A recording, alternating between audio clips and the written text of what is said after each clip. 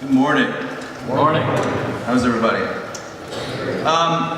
Bear with me if I stick only to my script. What I have to say can be heavy. So if I keep focused here, I won't catch eyes with any of you guys, and you won't see a blubbering Mr. Johnson. Nobody needs to see that. I stand up here today nervous, shaky, and beyond overwhelmed. I also stand up here proud to be part of this family spread out before me. When I first joined the Salisbury faculty and started to really look at what my day-to-day responsibilities would be, the thought of chapel twice a week was something that I initially wasn't super psyched about. But that probably dates back to when I was your age and chapel meant a few less minutes of sleep on Tuesdays and Fridays. But soon into September, it became very apparent how much I look forward to these mornings. It became apparent how much I need these moments of family, these moments of reflection and clarity. Shared experiences of positive energy, positive vibrations. I've never been a religious person, spiritual perhaps, religious not so much, but I've always been enamored with places of worship. Churches and cathedrals have always been places I've admired, not only for their architecture and beauty, but for something else. I often sit in this room and reflect on the ceiling. I know it sounds weird, but I look up there in awe. I'm always amazed at the amount of labor, strength, planning, and even the mathematics involved in building that. But what amazes me more is the sheer volume of prayers, well wishes, and positive energy that has literally floated up into that ceiling. The way the walls have encapsulated the energy, allowing us to literally swim in its awesomeness. I may not be religious, but there's something special about this room. It's visceral for me every time I walk through its doors. That energy increases the more the room fills up. I love being here early with Mr. Colling, watching all of you pour in one at a time. What's crazy to me though is how many times I will see one of you and think to myself, I have never seen that kid in my entire life. The fact that I don't know each and every one of you really bugs me. We are family. Not knowing a brother or a sister as well as I know another is probably what bothers me most about this job. My family at home feels how happy this place has made me. My wife sees how happy I am here. And she asked me recently, what don't you like about your life up there? I thought for a second, I said, you mean aside from Brian Finney's snarky, know-it-all approach to life? Yeah, I see. No, the only thing that really bothers me is not knowing who you all are, where you come from, what makes you laugh, what music you like, what struggles you face. Most importantly, I want to know about your family. I stand here today hoping to share a little bit about how I got here and the people that made me who I am today, my family. In particular, my mom Jerry and my sister Trish. There are some of you out there that knew them. Mrs. Lashane spent a lot of time at our house as a kid. My mom worked for Mr. Chandler's dad, Rusty. Miss Hammond knew both my sister and my mom quite well. There are more of you out there, I know it. People have suggested that maybe I hold off on talking about them, maybe wait a year. Losing both my mom and my sister within 3 weeks of each other is something that will never be easy to talk about. But chapel talks aren't supposed to be easy. Look what Wu Min did. Adam Brown Bryant, Julian Tsai, Mrs. Finney, Mr. Russell, Nettie. These have all helped me cope with my own pain, my own loss. Wu Min had me literally in tears. But getting to know his story made me understand who he is as a person, and thus made me feel closer to a brother. But the strength these people have shown sharing that pain with all of us has made me stronger, and it's helped give me the courage even to just stand up here, let alone talk to you.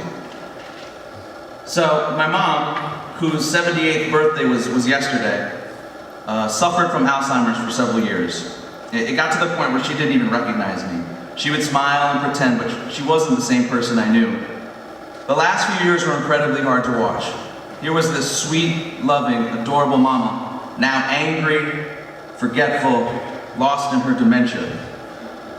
It was awful, man. It was the worst. But when she finally was able to let go, it was almost a relief. I hate saying that, but it's true. The old mom would have loved so many of you guys. She loved the clowns, the goofballs, and the kids who made her laugh. I guess that's why she loved me. I wish you could have known her. That's the hardest part about the loss of Jerry Johnson. Knowing that she still had lots of love to share, All I can do now is share her love through me. I will be that conduit of her energy. Sort of the way this room holds our energy and love inside its embracing walls and its ceiling. My sister's story is a different one altogether. She fought and fought and fought. She stood up to leukemia and punched back. Not that my mom didn't, I didn't mean to say that. It was just a different type of disease. Her brain didn't let her fight, it was just always confused. So Trish, my sister, beat cancer 3 times. The first one was a miracle. Her rare form of leukemia required intensive chemotherapy that ravaged her body, but not her will and not her spirit. My sister, for some reason, always found me funny.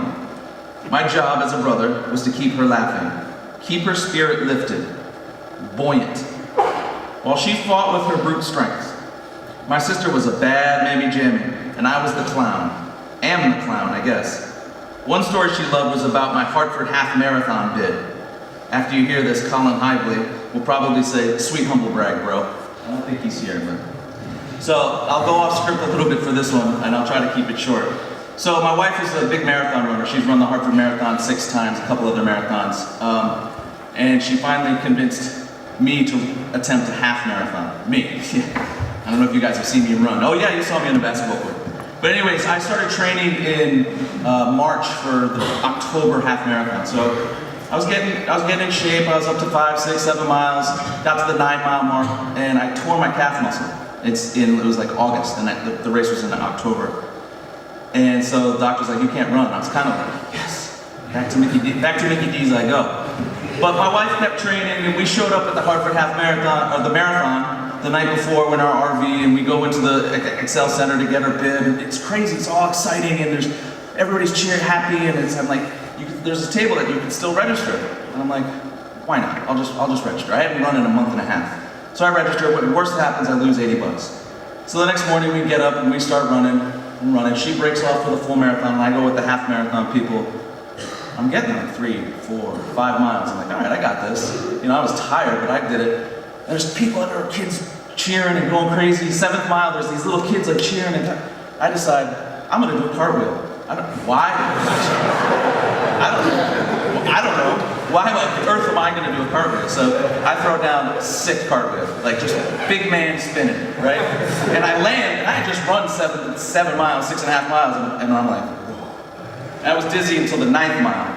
But needless to say, I got to the 9th mile. I got to the 10th mile, 11th mile. It was looking like I was gonna complete this half marathon. I was like, all right, I got this. You come down into Hartford, I don't know if you guys have been to Hartford, you see the big red brick archway, right? And you're coming down, and there's literally hundreds of people, if not thousands of people. You're running sort of on this hill down into the city. And I'm like, I got half a mile left. I'm gonna start passing people. And I just put it on, man. I just trucking past people like, what's up? Just running by people. People are looking at me like, this guy's crazy. I come around that corner, and it's like the last sprint of practice, you know, and you just give it everything. You know you're gonna get to the end line and just fall down, right? I'm booking, and I come around that corner, and the archway wasn't the finish line. There was still 200 yards past that, and I had just given everything I had. So I come around that corner, and I'm like, and you know, I was ready to go down. And I made eye contact with this EMT guy, and he's like, he's looking at me like, oh man, that guy's going down, and I'm like, I might be going down. And meanwhile, all those people start passing me, you know, like looking at me like whatever. I did cross it, barely. It was a sad sight, and people just cheering and going crazy. I'm like, this is awesome. Why do they care about me? Well, the guy who was about to win the marathon was right behind me. So I literally got lapped by this guy. But my sister really loved that story. So that's the story that just had her going. So she really, really liked that story. But after the chemo and many months in the hospital, Trish went home. Cancer-free, it was awesome. The relief we all experienced was euphoric. About 9 months later, the leukemia came back for a second round with Trish. Again, miraculously, she put on her gloves and fought again. Knocked it out cold in the second round. At this point, she was a medical miracle.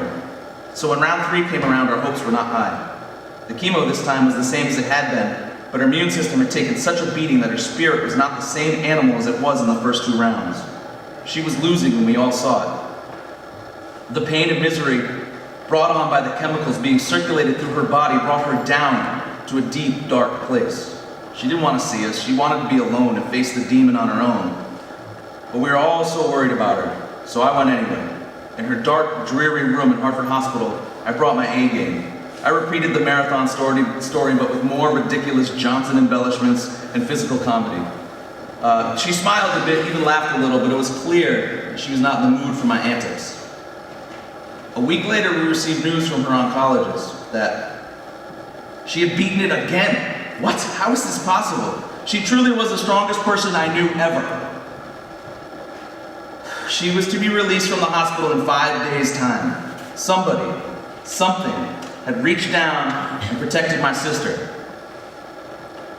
But because of the massive amounts of blood thinner she was on, she suffered a brain bleed. Less than 24 hours, she was gone. But in my book, she still won. She battled and beat leukemia 3 times. I was with her for the last several hours, with my dad, my poor pop. Lost his wife at 57 years and his first child at age 51 in 3 weeks' time. I was with my other sister Janice, my brother Chris on FaceTime, my wife, cousins, friends, and her 19-year-old daughter, who proved to be just as strong as her mom, powering through the hardest night of her life. Mr. McCrisky was with me too, via WhatsApp. Seriously, who uses WhatsApp other than that dude? No, but shout out to Romo and his endless friendship, seriously. Throughout those trying hours, there were stories shared, funny memories, witty punchlines from Mr. Funny Guy, and shared happy memories. Sending her off with tears, laughter, hugs, lots of love. So, when I finally came back to the hilltop, ready to face my life, my new life without my mom and without my sister, it was everyone in this room that kept my spirit strong, kept me fighting, kept me together, buoyant. You hugged me, you patted me on my back, sent me emails, cards, and flowers. Some of you just gave me knowing looks and nods that were just as uplifting. It was those days, those dark, tear-filled days, that I fully realized that it's good to be a knight. Thank you.